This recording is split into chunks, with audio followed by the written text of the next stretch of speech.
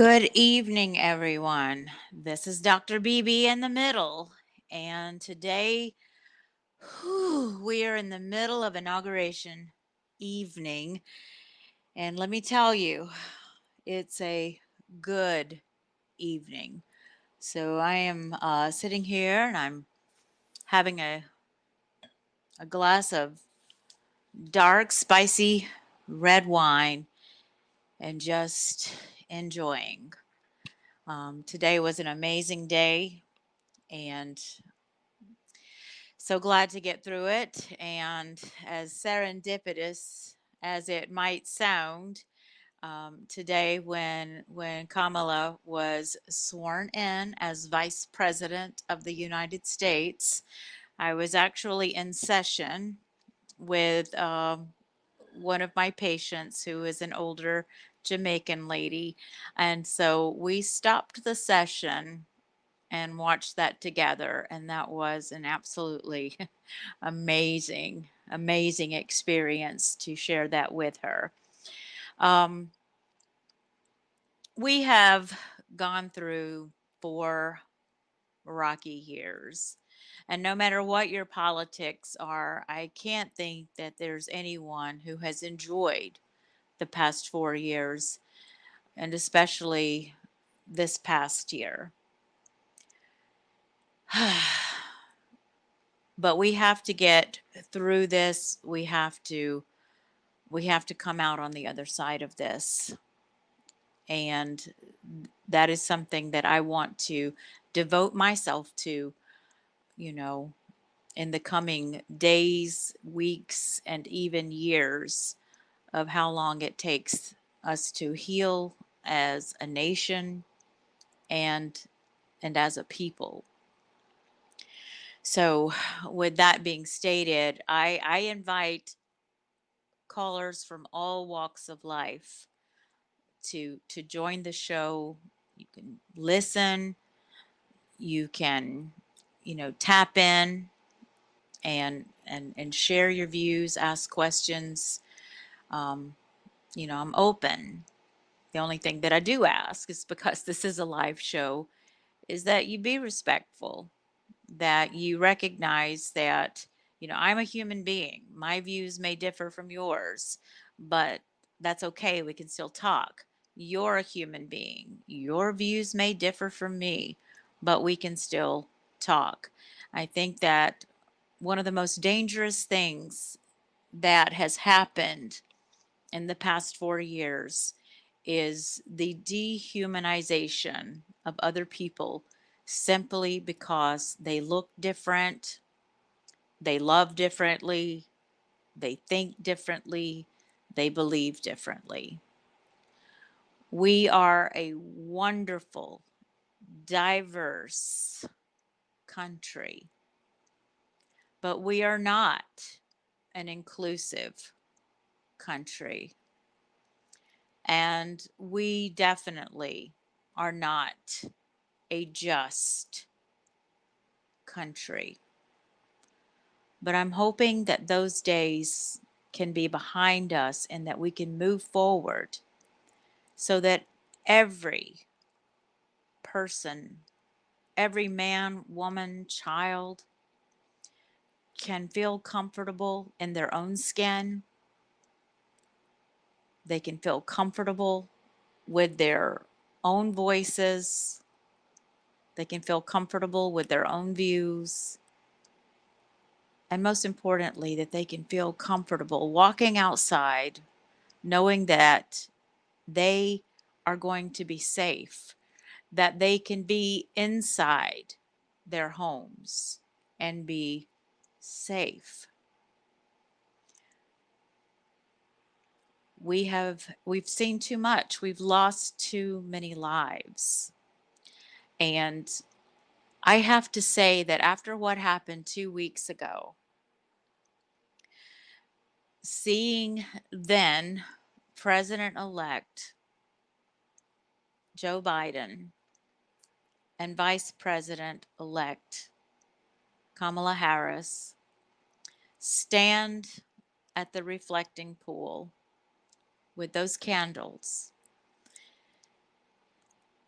and memorialize the 400,000 plus lives that have been lost. We needed that. To see that was so beautiful, in stark contrast to what we saw 2 weeks ago. What we saw 2 weeks ago was a look into Donald Trump's heart. There can be no denying that. And we have to move on from that. He is no longer at the wheel. We are. Joe Biden is our president, but he recognizes that we, the people, are his boss and that he works for us. He works for this nation, every single one of us, whether we voted for him or not. And we owe it to this nation to support him and to support Vice President Harris and his cabinet and our new Senate and Congress to do good work. We need for families to have enough to eat. We need for families to have a place to live and not be afraid of being kicked out on the streets. When people don't have their basic needs taken care of, when they don't have enough food to eat, when they don't know if their water or their power is going to be shut off, they don't know whether they're going to be kicked out of their homes. Those are just the basic needs. And when you don't have your basic needs met, you're constantly scrambling just to survive. There's no enjoyment of life in that. Now, I'm certainly not one that thinks that people deserve a free ride. I mean, I'm not. But let's be honest here. I mean, what the hell is money anyhow? We don't have any more gold in this country. We're just printing up currency. We live in a monopoly game, guys. So it's all about power. And we are fooled into believing that whatever, how many millions that somebody has, or billions or trillions that they have, that means something. It really doesn't. It's just that they've got the power. They're winning the monopoly game. So we would be so much better off in this country if everybody just had enough to live a decent life. I don't mind the fact that there are billionaires out there, or trillionaires. I really don't. I don't envy them. I mean, my God, they'll never spend that money. Never will they spend all of that money. But families who can't afford to pay their rent and their light bills, their water bill, and buy groceries, they're not going to survive. The billionaires need somebody to work for them, but people can't work if they can't afford to pay gas or to buy a bus ticket. And anyone who's ever taken a bus to work knows that you have to get up 3 hours earlier than everybody else to take what should be a 20-minute ride across town. Poverty is a bitch. And we need to slap that bitch in the face. And the way that we do that is to work together.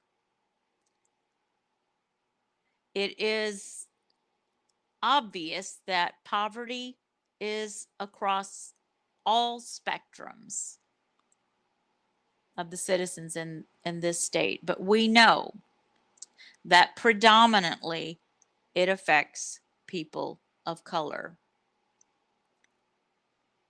And we have to recognize that if we put back into our communities, into our families, and into our schools, those who make more than 6 figures, 7 figures, 8 figures.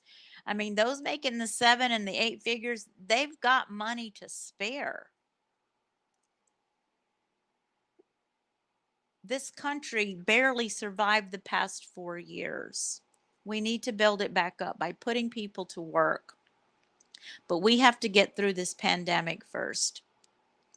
And if President Joe Biden says that we need to wear masks, that restaurants need to make sure that they are adhering to the protocols, businesses making sure that they are adhering to the protocols, then there's more of a chance that our children can go to school and be safe. Right now, our children are not safe. Children are not going to follow these rules. I don't know what genius thought that if grown ass people are out there not recognizing that, hey, you may save grandma's life if you wear a mask, that children are going to follow the rules. We've lost too many people. It's a piece of cloth. Wear it. Practice hygiene. That's all anybody's asking of you. It's not that hard. For people to politicize something like precautions, that's just ridiculous. Let's politicize condoms, okay? Just take all the soap and towels out of the bathrooms. Who needs that stuff? You know, we don't have to wash our hands. I'm going to use the toilet and come right out and not even wash my hands. And guess what? I'm the person that's going to go make your burger by hand. Do we really want to be those people? I mean, that's the kind of logic that led us to 2 weeks ago. It is definitely the kind of logic that led us to where we were 2 weeks ago. So we've got to be smarter. We've got to think critically. We've got to think logically. And as I stated in last week's show, we have to learn how to express empathy toward one another. And in order for that to happen, we have to recognize the humanity of others. People other than ourselves, people who don't look like us, people who don't think like us, people who don't love like us. You know, I will take being called a crazy liberal any old day of the week. Because if I'm crazy, because I believe that everyone deserves to be treated fairly, that everyone deserves to be treated with dignity and respect, then go ahead, call me crazy. I'll be crazy all day long. But I know one thing, that I can go to bed at night and lay my head on my pillow and I don't feel guilty for the way I've lived my life. Now, the people I really feel sorry for are the people who do not love, do not respect, do not treat others with dignity, and they go to bed, they lay their heads down, and they don't give it a second damn thought. Those are the people who worry me. I know in my heart of hearts that there were people who voted for Trump and followed Trump up to this end who are good people. One of the most amazing things that I saw today was how the entire demeanor of McConnell and McCarthy changed. Their affect was entirely different. They spoke like human beings. And I haven't, to be honest with you, ever heard that from McConnell because he was a monster during Obama's presidency. And he had to be a monster during Trump's presidency because he served a monster. But today, he and Senator McCarthy, they were human. And that gave me hope. That gave me hope that there will be people who are working together for the good of this nation. We do need a government, and we need a strong government. We don't need people out there trying to overthrow the government. If our military, of which I am a veteran, ever had to fight citizens on this soil to defend this nation, to defend the White House, to defend the president, they will. They will. Because you see, I took that oath to defend the Constitution against enemies, domestic and abroad. It's been very hard for Americans to recognize that we have domestic terrorism in this country. It's just something that they don't want to recognize, but it's always been here. My ancestors were terrorized on all sides, you know. One part of my ancestry, my people are almost gone. There will be no history. And so it's always been here, and we've got to stop living with this fantasy that we're perfect. We're not perfect.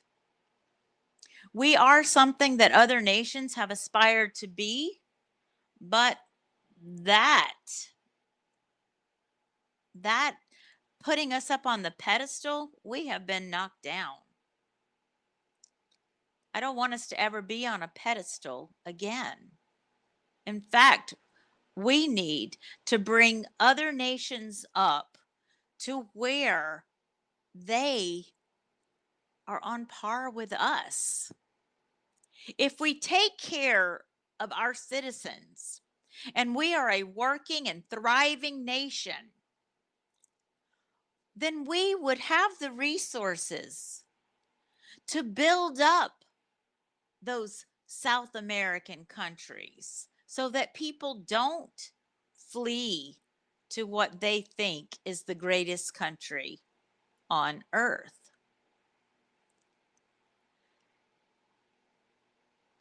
Those people don't want to leave their homes and their cultures. They come here to survive.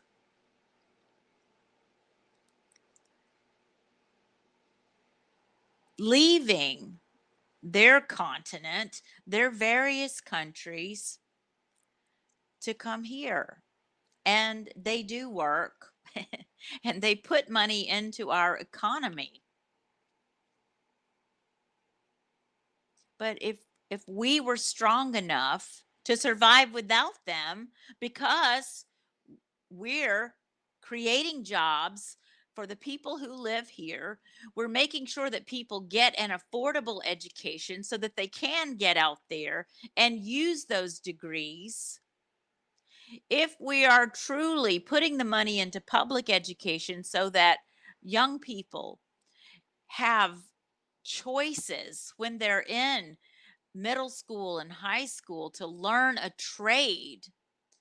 I'm not saying that everybody has to have a 4-year degree, a graduate degree, or a doctorate. No, that should be a choice that we make. And if someone chooses that they want to be a mechanic, let's provide them the education. We need mechanics. If someone wants to be a cosmetologist, let's help them do that. We need those. God knows I need that. I have not had a pedicure in over a year now. I don't want to even talk about how my feet are looking. We need these people. They put back into the economy. The the young man who cleans my home for me every Monday, love him so much. He's a Morehouse med student and he works for a cleaning service. And I'm so proud of him. I have a guy who works for a company that comes to clean up dog poop in my yard 3 times a week. There are jobs out there if people are willing to literally get their hands dirty. So we need to make sure that we are putting our resources out there and that we're helping people to see that these things exist. Because when people are so bogged down with poverty, and then this past 4 years, so bogged down with all the racial divide, the cultural divide, the political divide, they can't see what's in front of them. I'm not immune to that. My God, I walked out on my front porch today for the first time in 4 years. I just stood there for a few moments and I thought how beautiful it is to be alive.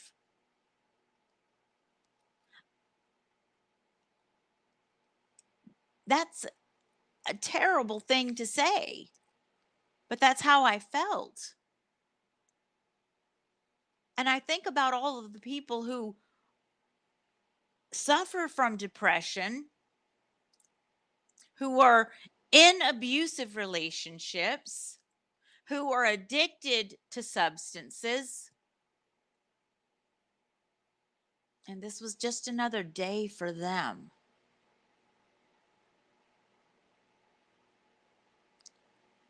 I'm glad that I'm healthy enough to embrace and be able to celebrate this historical day. But there are some people that this was just another day for them. Because you see, they're just trying to survive. We shouldn't have anybody in this country living like that. You know, I'm not a socialist. In fact, people who call people like me socialists clearly do not know what socialism is. They get it confused with communism. Okay. And what's really absurd, if you want my opinion, and I'm going to give it to you anyways, you're a captive audience until you tap out. But what's really absurd is that these people trying to overthrow the government, to take back the government and put a monarchy in place. Hello, that's imperialism. That's communism. That's what are you people thinking? Has everyone forgotten Iran? Has everyone forgotten how they went from a democracy to a theocracy and then their whole country just fell apart? It happened, it seemed overnight. And that's almost what happened here. I all of these angry people who climbed over fences and up railings and were hanging nooses. If they think that they were going to get a piece of the Trump pie, if he had remained in office, they are absolutely wrong. Because no one except millionaires, billionaires, trillionaires are better off in this country than they were 4 years ago. No one. No one. Now, I haven't had anything taken from me. I have a job. My family as well. But that's my backyard. You see, I'm one of those brave souls that likes to get outside of her own backyard and recognize that there are people out there hurting. There are people out there who are dying. There are people who have lost family members, husbands, children, grandparents, aunts, uncles, friends. And these lives will never come back. Now, I don't blow smoke up anyone's derriere. You know, when someone dies, they're dead. They're not coming back. Okay? We we got to stop sugarcoating stuff. We got to recognize that there's no do-over. Okay? This is the life we get. And when we think that we're going to get a do-over, then we think that we can screw it up. Life is really not like a bad relationship where you can go out there and have another one, because people who get into bad relationships do typically get into another one and another one and another one. Our life, no matter how long it is the only one we get. And if we're not working hard to improve it every single day and to make the lives of others around us better, then what's it all about? You know, there's scientific research that shows that altruism actually increases the serotonin and the dopamine in our nervous systems, and it improves our mental health. There's no wonder that all those people are so angry. What are they doing? You know, what are they doing that's altruistic, that's selfless? When is the last time that any of them stood in the Publix grocery store line with their cart full and let the mother with 3 unruly children who had a lighter cart or maybe even a heavier cart go in front? Pay it forward, people. We have dodged not a bullet, but a freaking nuclear weapon. Pay it forward. We have survived, and we've got to do everything that we can to make sure that others do as well. Anyone who has studied history at all can tell you the number of civilizations that have been wiped out in the past millions of years. wiped out through disease, through poverty, through climate change, which has always been a thing, but now it's worse.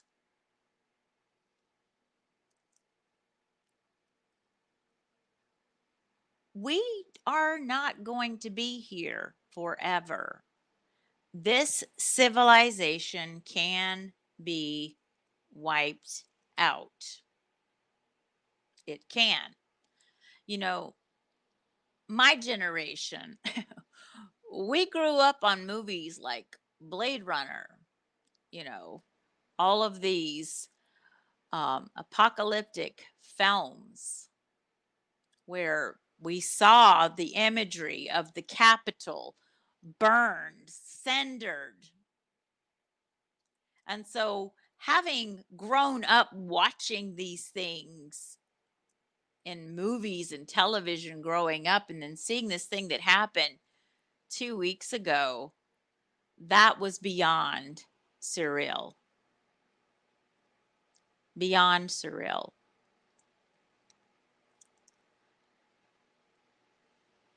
So, what are we going to do now? Are we going to spend the next 4 years fighting with one another because the guy that some of us wanted, and when I say some of us, I mean some of them wanted to win, did not? We should be the winners. We should be the winners. To have a president who cries, who feels, who truly smiles is a wonderful thing. To have a president whose children are camera shy is a wonderful thing. To have a president who is willing to work with even those who helped to feed the monster is a wonderful thing. Now, don't get me wrong. Those that were involved in this insanity 2 weeks ago, they need to lose their seats. They need to be sent back home and possibly face charges. That's just the way I feel about it. People who belong to conspiracy organizations should never be vetted for a seat in the Senate. I mean, my God, if somebody finds out that a woman has had an abortion, do you think that she's going to have a seat in the Senate? If they find out that a man has uh, a child, an illegitimate child with another woman, well, he may come closer to getting that seat. But those things are looked at in horror. But yet we've got this woman who is from my state of Georgia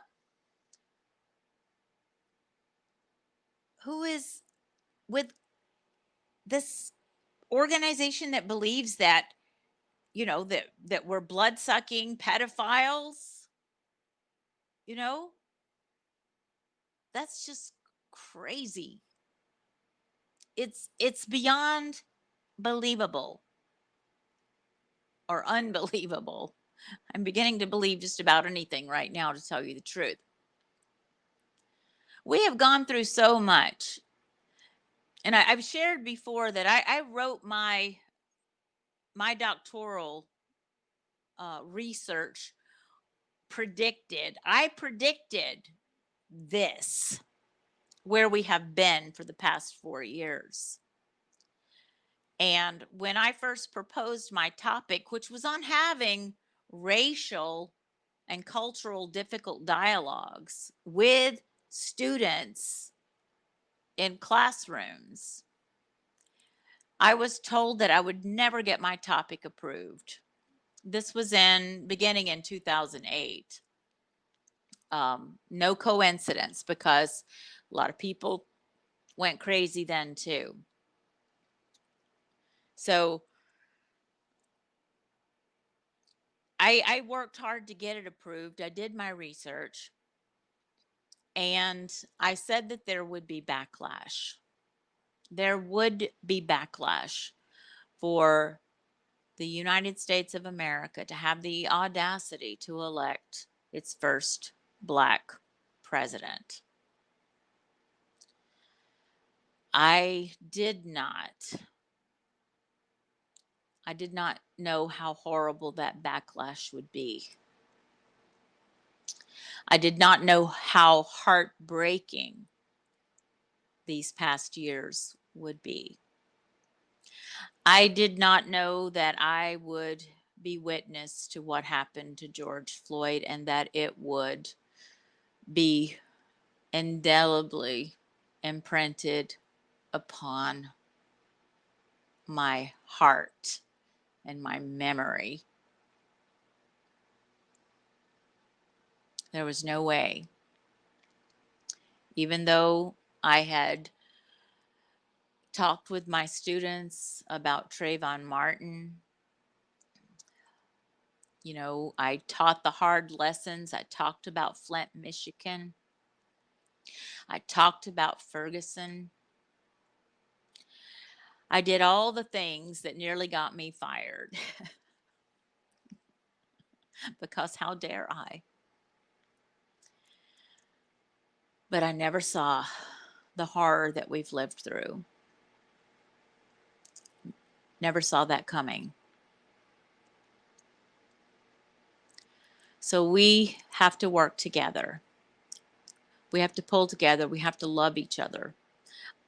I live in a neighborhood where people are rude and everything becomes political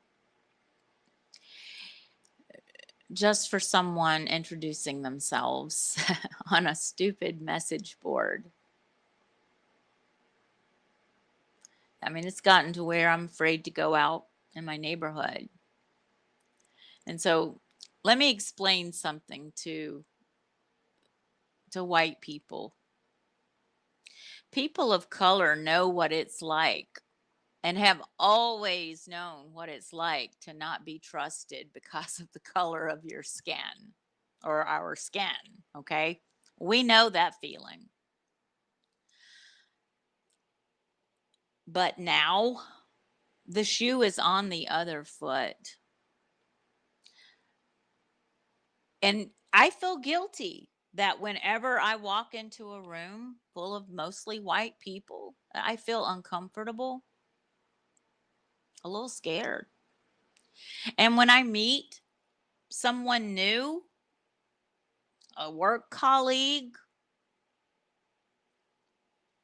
maybe someone's introduced me to a friend, or I'm interviewing for a position, students in my classroom, patients that come to see me, I hold a little bit of myself on reserve. I let them talk a lot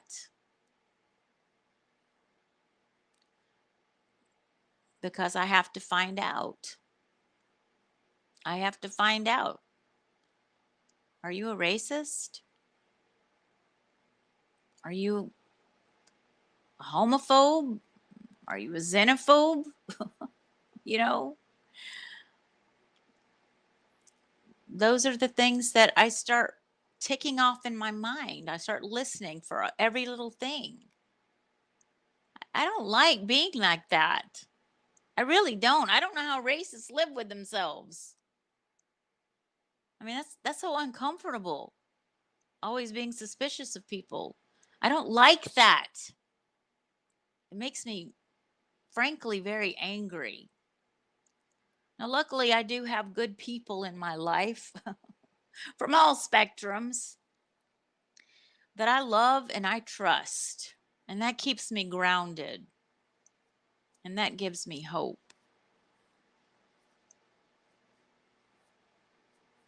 The students that I taught in high school who who have who were there with me when people were gunning for my job because I was daring to speak truth and to stand up against racist administrations in my school district. They've grown into some fine people. They were not scarred by Dr. BB. And now I am someone who teaches about this to people all over the United States and other countries, teaches about unity, diversity, and the beauty of seeing people, really seeing them.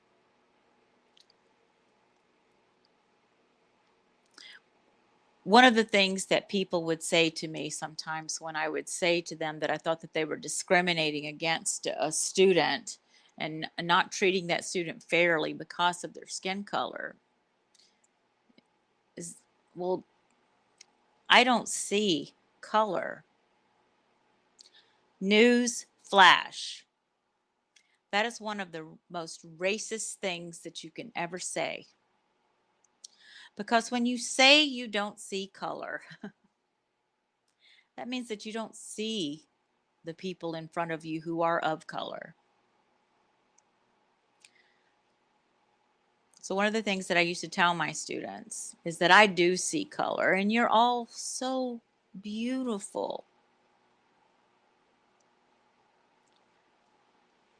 Skin color is a physical characteristic like eye color, hair color. It's a physical characteristic.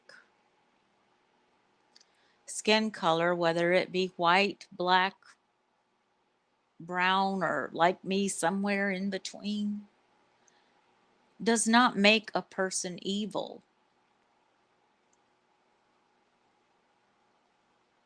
It does not make a person evil. It doesn't make a person stupid. It doesn't make a person less human. But the things that we do because of skin color does. It does. So I encourage everyone, including myself, to get to know your neighbors. You know, this pandemic has done some horrible things, but one thing that it has done is that it has caused people to, in some areas, to be more empathetic and caring for one another, recognizing that there are elderly neighbors who may not have food. You know, the shelters closed down.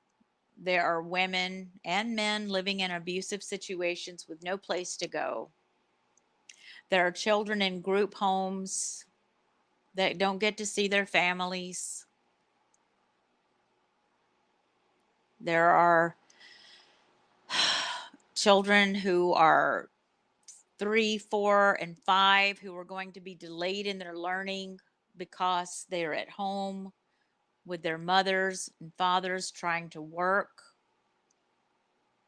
and they're not getting the interaction and the socialization and the learning that they need. This past year has wreaked havoc on this country and this world that we are going to be paying for a long time. And my fear is that our children, the youngest of them, will be the ones paying the heaviest price.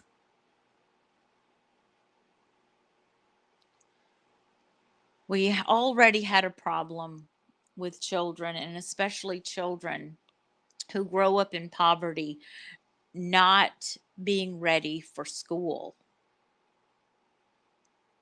And now that problem is going to be worse. And so, hell's to the yeah. Education shouldn't have to cost so much because we need good teachers. We need better paid teachers. We need people who actually have an interest in doing good and recognizing that it's not going to be easy, getting in there and doing like I did, asked to be in the trenches. We need more teachers of color. I saw the two young men who became elementary school teachers, and they call themselves the duo. And I thought that was the most beautiful thing in the whole wide world,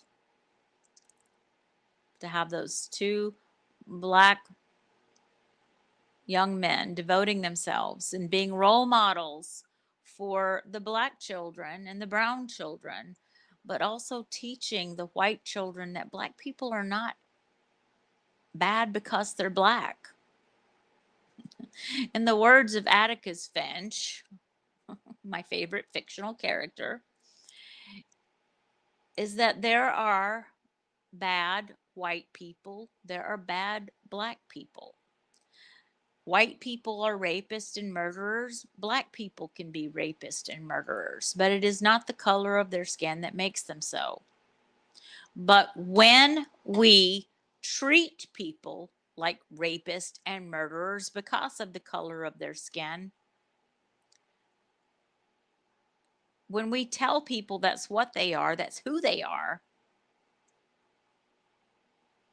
well, just like telling someone that they're great and they're going to be awesome and then they're going to go out there and they could be president of the United States, or they could become a doctor or a lawyer or a scientist. Those things are ingrained in children. So we need teachers. We need adults to be adults and to do the work that it's going to take to get this nation back up, and so that we have a place for these kids in their future.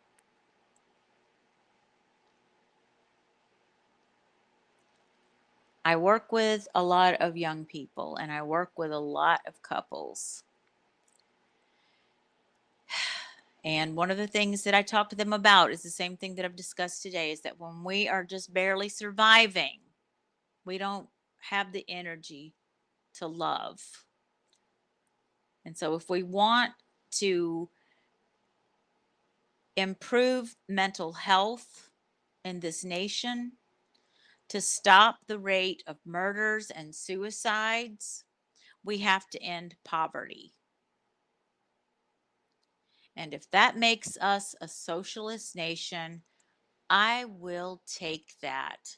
I will buy that with one of my Monopoly dollars. Whew, well, I hope that you have enjoyed the show this evening. I will be sharing it tomorrow, the recorded version. And so you can find me on Apple Podcast.